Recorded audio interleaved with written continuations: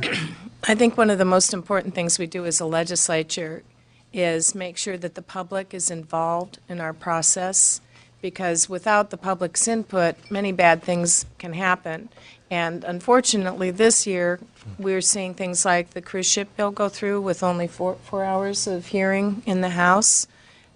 We just saw a bill go across last night. I think that, bill that takes away people's water reservations is only one committee. So, it's probably more about the strategy than it is the 90 days.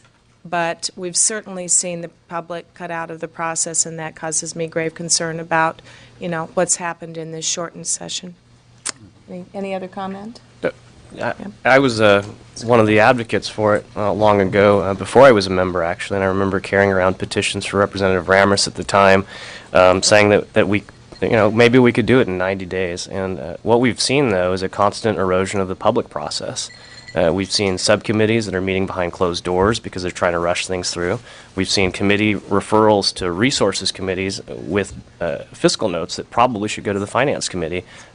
And as a result, you have a process that just hasn't really worked out real well. And I think we're going to have to come back for some corrective measures in the future. So I guess that'd be my basic comment on that. Thanks. Les? There certainly is there certainly is a problem with bills racing through this legislature. That has nothing to do with the 90-day session, though. That has to do with a decision by leadership to race bills through the legislature. I mean, 2 on fish already, cruise ship waste. That bill only went to 1 committee on the House side, and I think we've done damage to our fisheries by passing that bill. Yesterday, you saw a bill that only got 1 committee referral raced through the House. We should have a water law that says you cannot take so much water out of a fishing stream that you've damaged fishing runs, wild salmon runs, in the state that has the greatest wild salmon runs in the world.